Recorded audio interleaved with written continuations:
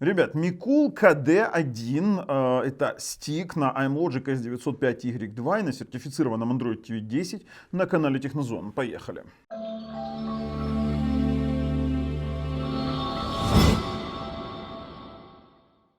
Привет, друзья! Очень интересная моделька. Почему? Потому что это сертифицированный Android TV, это iMlogic S905Y2 процессор, это творение от Mikul с автофреймрейтом. Вы знаете, было бы все круто, если бы не было нескольких «но», которые меня, честно говоря, смутили, но при этом стик, я вам скажу, неплох. Неплох в своей производительности, неплох в том, как он работает с контентом, но давайте сейчас с вами поговорим именно об особенностях этого стика. Именно детальную распаковку вы увидите дальше, но вот особенность того, что мы сначала испугались насчет наличия инфракрасного датчика. Дело в том, что инфракрасный датчик, пускай вас не пугает, он нужен только если вы отключили намертво этот Mikul KD1. Это, в принципе, специфика любого, скажем так, ТВ-бокса, например, NVIDIA Shield, тоже если намертво выключить, допустим, подать ему команду выключить, то его сможете включить только через передергивание розетки. Это так и есть. То же самое с этим Mikul KD1, но я вот этот датчик спрятал, он работает, если в режим сна, то он работает без инфракрасного порта и как бы полный Bluetooth пульт. Это его особенность. То есть они просто-напросто предусмотрели этот инфракрасный порт для того, чтобы можно было включить из полностью выключенного состояния, потому что Bluetooth в этот момент не работает. Хорошо, ладно, это его особенность. Вторая особенность — это то, что мы коснулись небольших замечаний в работе 5 ГГц Wi-Fi. Ситуация точно такая же, как со стиком от Xiaomi, то есть Xiaomi Mi TV стик и вот этот вот KD1 имеют примерно одинаковую проблему. Это работа не на всех каналах 5 ГГц. Возможно, это будет поправлено чуть позже в каких-то обновлениях, но на текущий момент мы даже покажем в обзоре, что на 44-м канале, например, он не хотел соединяться. Когда мы поставили 36-й канал, он сразу же включился. То есть это необходимо учитывать. Если вы его приобрели, он у вас не коннектится с 5 ГГц Wi-Fi, то придется ставить 36-й канал. Ничего в этом страшного нет. В принципе, 5 ГГц забить соседями трудно из-за его специфики работы и плюс из-за его специфики покрытия, то, я думаю, не возникнет никаких вот ситуаций у вас с соседскими роутерами. Слушайте, а в целом 2 на 16, есть 5.1 звук, то есть мы выводили Dolby Digital DTS, он нормально работает с онлайн-торрентами, но при этом 100-гиговые торренты, например, как Dynalink, он не смог у нас таскать. То есть если Dynalink тащил 100-гиговый торрент онлайн, то этот TV-бокс у нас не смог проиграть 100-гиговый аватар при наличии огромного количества раздающих. При том, что модуль 5 ГГц достаточную скорость давал, порядка 170 мегабит на загрузку и 170 на выгрузку, но у нас это не получилось. Торренты 50-60 гигабайт он гоняет, нечего делать. IPTV, YouTube 4К 60 FPS HDR, тоже все отлично работает. Слушайте, чего не работает? Не работает у нас, мы попытались через USB хаб, я вам сейчас покажу этот USB хаб, вот такой вот USB хаб, ссылочка в описании под видео. Мы подключали мышь, вот у нас есть рапушка, и как бы мышь у нас завелась. То есть это включается штука в сам KD1, сюда включается зарядка, сюда включается USB-порт. Мы пробовали хабы на LAN RJ45, то есть мы хотим, чтобы у нас через кабель работал LAN RJ45, и мы смогли через вот такой вот Ugreen подключить 1000 мегабит. Это работает. Но при этом старый Ugreen, я вам сейчас его тоже покажу, вот такой вот Ugreen у нас на нем не заработал вообще. То есть мы пытались сюда чего-то воткнуть, скорее всего какая-то специфика, либо драйверов нет. Вы скажете, если подключается хаб, можно подключить, например, внешний SSD. Нет, внешний SSD не работает и, казалось бы, не хватает питания, но это у нас хаб с внешним питанием, то есть мы сюда подключали внешнее питание. При подключении SSD он уходит в перезагрузку и сам по себе SSD не видит. Не знаю, тоже какая-то специфика работы. Скорее всего, он просто-напросто для этого не предназначен, либо, тоже нужно ждать какие-то определенные хабы, которые смогут с ним полноценно работать. Это вот то, что мы имеем. Но при этом при этом все это можно простить ему из-за его цены. То есть сертифицированный стик, вот то, что мы имеем сейчас на рынке, сертификатов стиков именно чистого Android TV. Это Xiaomi Mi TV Stick и вот этот вот Micool KD1. И получается, что если не брать Netflix, вот если сравнить даже, да, Mi TV Stick это 1080p решение, там свои тоже заморочки с 5 ГГц, но там есть Netflix. Здесь Netflix нет, здесь можно поднять только черный Netflix, но здесь есть, допустим, Widevine L1 для работы потоковых сервисов, здесь есть 5.1 звук, здесь есть поддержка 4К. И есть HDR, вот разница, понимаете, здесь есть HDR, а в целом это вот примерно очень сильно похоже на Xiaomi Mi TV Stick, но зато цена его действительно дает нам повод к тому, чтобы мы простили его вот все вот эти вот мелкие недостатки. Ссылочка на данный Micool KD1 в описании под видео, вы там посмотрите и комплектацию, и какой здесь пульт к нему идет в комплекте. Ну а в целом подписываемся, нажимаем колокольчик, чтобы не пропустить дальнейшие наши обзоры и самые интересные розыгрыши. Разыгрываем мы на момент съемки этого видео Sony PlayStation 5. Ссылочка на условия лежит в описании под видео. Если там нет Sony PlayStation 5, то скорее всего там есть приз не менее интересный. Мы обычно разыгрываем и крутые видеокарты, и вообще много всего интересного разыгрываем. Поэтому идете, участвуйте. Там для участия вообще ничего не надо. Просто быть подписчиком. Слушайте, беру этот KD1, распаковываем, тестируем и делаем выводы. Но нас расстроил еще один момент, это насчет GeForce Now. Смотрите в самом видео. Опа, Micool KD1 не мог не распаковать. Уж подписчики не простят, если я этого не сделаю. Вот так вот выглядит он в коробке. Там что-то еще есть. Есть инструкции. Сам по себе стик. Слушайте, он легкий и ничего, кроме вот этого вот гнезда питания micro-USB нет. И HDMI есть, слушайте. Ну, как бы непривычно. Попробуем обязательно на работу с USB хабом. Обязательно. Пульт у нас стандартный Micool. Это Micool пульт, Bluetooth пульт. Есть у нас еще в комплекте хорошая вот такая вот штука. Это действительно неплохой адаптер питания. И есть у нас еще кабель. Вот такой вот длинный. Слушайте, а зачем здесь? Оу, прям аж интересно. Неужели здесь инфракрасный удлинитель есть еще? Вот это я подвис. И есть 3M пленка. Неужели он включается от инфракрасного порта, либо это просто как опция? Вот будем разбираться. Очень интересно. Ну что ж, переходим к самому обзору. Ну, ребят, Android TV, опять же, говорим о том, что сертификат стандартный, все каналы есть. Начинаем с теста голоса. Самый лучший фильм. У нас произошел поиск, смотрим, ищет ли по всем приложениям. Он нашел этот фильм во всех доступных источниках, то есть голосовой поиск работает правильно. Хорошо. Открой YouTube. YouTube открывает. Тут у меня вопросов нет. Поехали. Погода на завтра.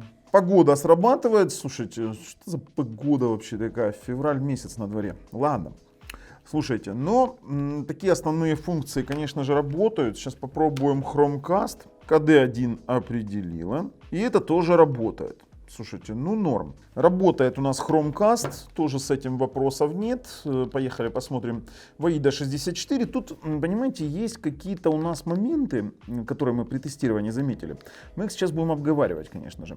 У нас это Micool KD1, 2 гигабайта на 16. Есть у нас Bluetooth. Центральный процессор это iMlogic S905Y2, это 4 ядра Cortex A53 по 1,8 ГГц, плюс у нас за отображение отвечает Mali G31 и сеть у нас сейчас подключен LAN через адаптер, это тоже немаловажно, адаптер он поддерживает, очень частый вопрос. Android 10, Android TV 10, доступа к температуре, конечно же, нет, ну и из кодека он поддерживает VP9.2, то есть VP9. Ни о каком AV1 кодеке идти речь не может, потому что данный процессор не поддерживает AV1 кодек. Есть только лишь Google, от Google есть AV1, то есть Android TV 10 поддерживает AV1, но он не будет работать в данной системе, потому что должен быть AV1, где у нас написано OMX iMlogic Video Decoder, AV1.decoder AVSum, то есть вот так вот оно должно выглядеть. Здесь должно быть AV1 написано. То, что в системе есть AV1, не говорит о том, что он его поддерживает. По настройкам это все тот же стандартный Mikul, стандартный Android TV. В дополнительных настройках мы можем с вами найти настройки дисплея. Он поддерживает от 480p до 4К 2К 60 Гц и 4К 2К SMPTE, это 4096, которая полный 4К. У нас есть профиль управления цветностью и есть у нас вариант избежания оверскана, то есть регулировка размера экрана. Плюс у нас есть поворот, то есть не поворот, а фиксация поворота экрана, то есть для того, чтобы приложение его не поворачивали. Есть вариант управления SDR на HDR, то есть здесь можно полноценно отключать SDR, полноценно включать HDR, и HDR здесь работает.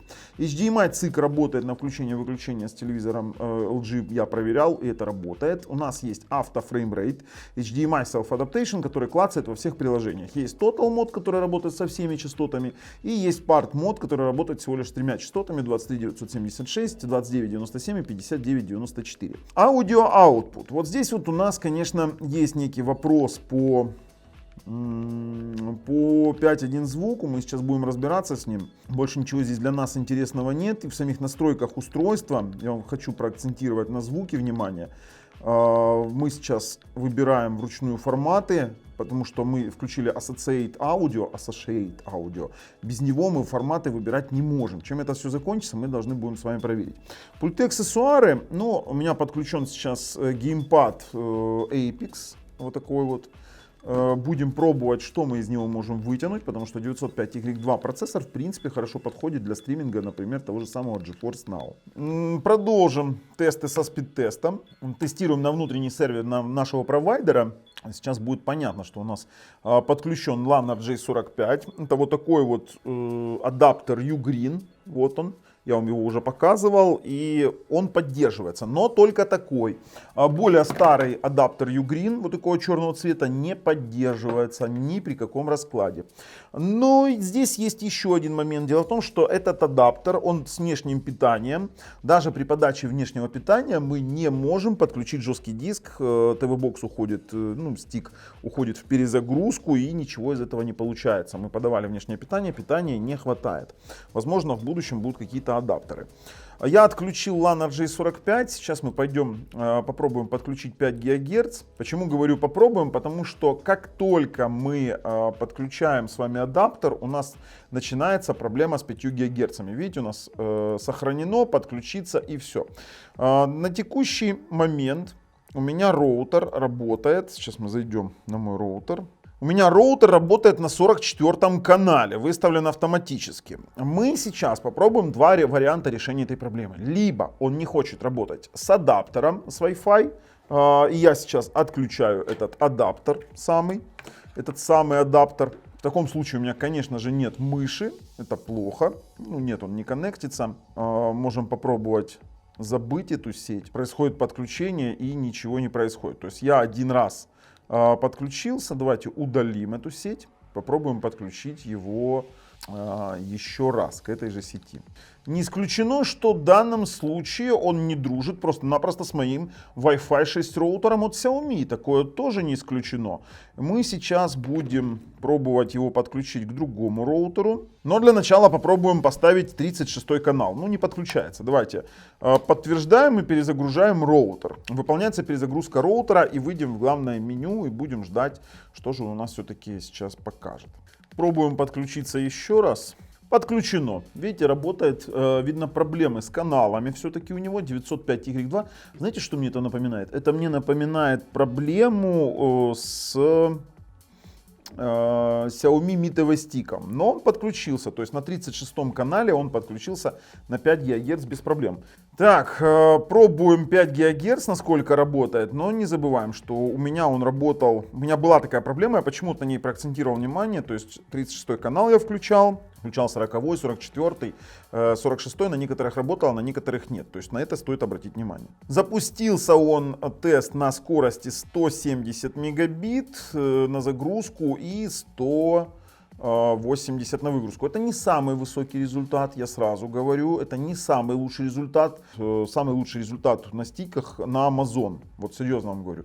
Там рубит вообще под 300 мегабит, то есть это вот такой вот среднячковый для стика результат. Такой же примерно модуль, как на Xiaomi Mi Box. Вот серьезно вам говорю, то, что имеем, что имеем. Включаем 2,4 ГГц Wi-Fi, давайте пробовать. 2,4 подключилась без проблем. Подрастроили меня 5 ГГц немного, поехали 2,4 посмотрим.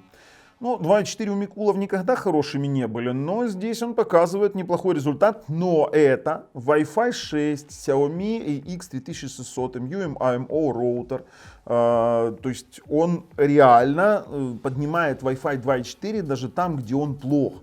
То есть мы показываем максимальные возможности, и максимально он выдает 74 на 79. В целом модули неплохие, как для стика, но я ожидал большего, намного большего, если вы понимаете, о чем я говорю. По системным тестам, в принципе, можно было бы, конечно, провести тротлинг-тест, но он здесь бесполезен, потому что по условиям сертификации она не должна тротлить. Если он прошел сертификацию, то тротлинга здесь нет, температурных датчиков нет, и просто посидеть, понаблюдать на график, который непонятно от чего будет плясать, мы не имеем смысла, вернее, не видим смысла. По DRM защите, давайте посмотрим, что нам выдаст DRM Info. Он здесь даже выглядит по-другому, не так, как, допустим, на Mikul KM6. Что самое интересное, Widevine L1 у нас есть HDCP 2.2, это хорошо, и есть ClearKey CDM от Google 1.2. Тоже, в принципе, неплохо. Это неплохо почему? Потому что наличие данных DRM ключей говорит о том, что мы можем использовать с вами стриминговые сервисы на полную катушку. В частности, например, Иви, там, Megogo и все остальное. Но с этим мы еще будем разбираться. По системным тестам мы закончили. Игровые возможности, вернее, тесты игровых возможностей нам дали достаточно интересные результаты для 905Y2 процессора. Почему? Потому что Wi-Storm Unlimited 10290 он набрал именно в OpenGL ES 2.0, он набрал больше, чем, например, на Android 9 многие TV-боксы на MLogic S905X3. При этом он Wi-Storm Extreme набрал 6336 баллов, это тоже больше, чем MLogic S905X3. Тут, скорее всего, срабатывает оптимизация самого по себе Android TV 10, ну и плюс работа команды Mikul. Вот есть как есть. Жесткий диск мы не могли подключить никоим образом, это, к сожалению, плохо, но мы с вами попробуем протестировать это все на стриминговых сервисах. Пробуем сейчас 5.1 звук. В стоковом проигрывателе он работает. Давайте пробуем DTS. HD, Hi-Res и, допустим, Dolby Digital True HD звука здесь нет, поэтому нам достаточно всего лишь понимать, что здесь есть DTS и Dolby Digital, чтобы увидеть, что здесь есть 5.1 звук, и он есть. Проигрывать с внешнего жесткого диска сейчас фильмы на нем пока что невозможно, поэтому мы будем делать удар на онлайн-торренты, IPTV и стриминговые сервисы. Ну, стриминговые сервисы, как я говорил, допустим, тот же самый Megogo будет работать без каких-либо ограничений. У него будет, если вы подключите его к 4К телевизору, он будет показывать и 4К. Ну, например, давайте включим там «Плохие парни навсегда». Он сейчас будет работать в Full HD, потому что рекордер Full HD. Фильм работает хорошо. То есть мы можем с вами нормально здесь посмотреть стриминговые сервисы. То же самое касается и Иви. Допустим, там любой фильм, вот по Иви будет доступно 4К Ultra HD. Видите, 4К Ultra HD по подписке. Но дело в том, что если бы у вас не было Widevine L1, то 4К вы не смогли бы посмотреть на данном ТВ-боксе. Ну, как бы на любом ТВ-боксе Иви выдергивается, если нет Widevine L1. Что касаемо YouTube, то YouTube 4К 60 FPS на данном стике идет прекрасно. И сейчас мы с вами в этом убедимся, выбрав наш канал второй, 4К Geoplace, где мы сами снимаем эти ролики в 4К 60 FPS в HDR. И тут как бы у нас вообще вопросов нет. Запускаем диалоговое окно. Здесь у нас сейчас не HDR рекордер, поэтому мы видим здесь BT709 вместо SMPTE 2084 или BT 2020. Но здесь YouTube 4К работает просто-напросто идеально. То есть ни одного дропа, ничего мы здесь не наблюдаем. Все просто-напросто летает. Выходим к YouTube, у нас проблем, к YouTube у нас вопросов нет. А если у нас вопросы к IPTV, да в принципе тоже нет, потому что HD каналы, HD хорошее IPTV, если оно действительно качественное, будет работать без задержек, с нормальным переключением, с автофреймрейтом. Мы советуем ставить изначально разрешение, допустим, 1080p 50 Гц, чтобы автофреймрейт не задалбывал при каждом переключении каналов. Хотя при быстром переключении он не будет сразу переключать, он будет все равно переключать задержкой. В принципе, кому как нравится, тот так и настраивает. Но вот хорошие HD каналы, это Full HD каналы, переключаются мгновенно, работают отлично. Работаю я сейчас, смотрю Омегу ТВ, это украинский провайдер, национальный, с достаточно хорошим качеством каналов. И промокод на 100 гривен плюс 30 гривен за регистрацию вы получите по ссылочке в описании под видео. Найдите там Омега ТВ и промокод Технозон. Заходите месяц, смотрите бесплатно в максимальном пакете. Как бы это вот мой подарок для вас. Это для жителей Украины. Что ж, с IPTV тоже как бы все хорошо складывается. Как же у нас складывается с торрентами онлайн? Меня интересуют 4К торренты. Мы сейчас с вами на 2,4 ГГц.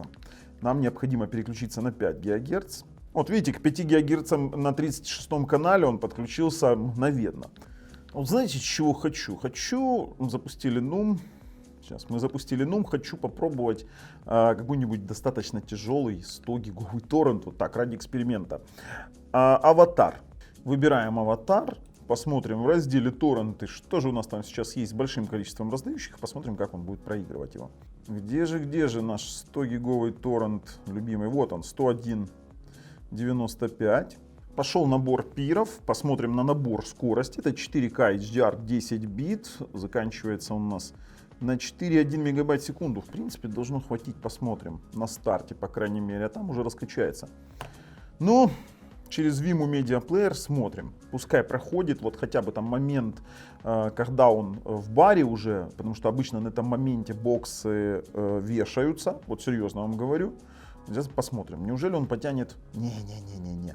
Начинаются продрагивания. Вот все-таки сказывается, что это стик. Тут вот тупо не хватает производительности. Ну пускай, может быть, стартовые были дропы. Не знаю, но на нем бы 100-гиговые торренты я не смотрел. 50, 60, 70 гигов, вполне вероятно, что он потянет вообще без проблем. Ну смотрим. Слушайте, ну проигрывает. Ну, если вы видите какое-то легкое подергивание, то это разность рекордеров 60 Гц и 24 Гц сам по себе воспроизведение фильма. Нет, вот есть, все, пошли профризовки. 100-гиговый торрент при наличии даже количества большого раздающего, он не способен проиграть, но я думаю, что он способен проиграть торренты поменьше. Я думаю, что в размере там 40-50 гигабайт, 60 он спокойно это все проиграет. Выберем сейчас 4К раздачи. Давайте. И поехали. Сейчас мы посмотрим с вами Ip Man 3. Тут вот 43 гига. Я думаю, что с 4К он справится спокойно. Набрал раздающих. Пошло-поехало просмотр. Ждем стартовый буфер, ждем каких-то профризовок. Их будет сразу видно, если не тянет этот стик, то мы сразу увидим, что с этим не так и что с этим делать. Вообще сейчас вот температуру, конечно, трудно оценивать. Он теплый, я не скажу, что он горячий, не скажу, что он очень сильно нагревает. Вообще 905Y2 процессоры, они никогда не были горячими. Вот вообще никогда. Тут уж специфика самого процессора, его изначально выпускали как энергоэффективный процессор под телевизоры и под стики, вот под такой формат стиков. Ну, 43 гига ТВ-бокс, вернее 43 гиговый торрент, он тягает вообще без проблем, поэтому 100 гигов нет, 50-60 вы можете спокойно просмотреть на вот таком вот Micool KD1. Что нам еще остается проверить? Мы уже проверили все, что нас интересовало, это мультимедийные возможности. Я хочу проверить еще игровые какие-то возможности. Мы подключили наш геймпад, проверяем, работает. И поехали со стриминговых сервисов GeForce Now, а потом поиграю в Real Racing, хотя это не интересно для меня, по крайней мере, в таком варианте. Нажимаем играть на моем любимом Tomb Raider, для тестов, по крайней мере, любимым, и посмотрим. Мы на Wi-Fi 5 ГГц, это важно. Пошла загрузочка, вроде бы не выдала предупреждение о низком качестве Wi-Fi. Так, вроде бы загрузилось. Давайте стартуем. И посмотрим, да, загружаем. В любом случае у нас на этом месте мы остановились еще на обзоре Микулка М6 Deluxe. Как-то так. Будем пробовать. Ну что я вам скажу. Обычно, если стриминг не работает, то он тормозится в первые секунды и попадает на стоп-кадр. Несовместимое устройство. Данное устройство у нас, в принципе, достаточно неплохо работает. Да, нужно... Нет, все. Тормознулось. Все. Он не подходит под стриминговые сервисы. Это вот проблема iMlogic процессоров прошлых ревизий. Если вы хотите поиграть в стрим-сервисы типа GeForce, то советую обратить внимание на другие приставки. Ну, в частности, Микулка M6 Deluxe для этого подходит более чем. Ну, тогда пробуем Android TV игру, какую-то обыкновенные гоночки, и посмотрим, что у нас получится. Ну что, поехали, попробуем простые Android TV игры. Ну, в принципе, я вам скажу, неплохо они стартанули. Очень жалко, что стриминг не работает. Вот очень жалко. Мне прям вот, как знаете, как обидненько. Обидненько, вот прям хотелось иметь такой стик, чтобы с собой взял и где-то в GeForce Now поиграть. Воу-воу-воу. Но в Android TV игры здесь играть можно. Вот есть как есть, показываем всю правду. Если бы я вам сказал, что здесь можно играть в GeForce Now игры, а потом вы купили бы его для этого, было бы много обид. Но это не так, мы показали именно как оно есть. С Android TV играми в принципе проблем нет, но я вообще не советую играть на нем долго. И вообще не советую играть на стиках. Ну не для того они созданы, чтобы на них играть. Ой-ой-ой, куда меня там? Нет у нас здесь какого-нибудь турбоускорения или реактивного самолета, который будет сбивать моих конкурентов. Ребят, все классно. Останавливаем тесты и переходим, резюмируем наше видео. Слушайте, из выводов могу сказать одно. Мне не понравился нерабочий GeForce Now, не поднимается. Мне не понравился момент с Wi-Fi 5 ГГц, а в остальном всем стик очень даже неплох. То есть работающий автофреймрейт, он тягает контент, он в принципе выполняет все те функции, которые, вернее, для которых он создавался. Если выбирать между ним и Xiaomi Mi TV Stick, то мы однозначно бы выбирали KD1, если не брать, допустим, в расчет Netflix. Если вы поклонник Netflix, то это вам однозначно не подходит. Если вы хотите, вам не интересен Netflix, то, конечно же, KD1 очень интересен. Интересен в плане, допустим, такого варианта взять с собой, где-то чего-то посмотреть, это удобно. Ну а если вам нравится то, что мы делаем, ставим пальцы вверх, если нет пальцы вниз, обязательно подписываемся. С вами был Bubble и Микулка D1 на канале Технозон. Пока.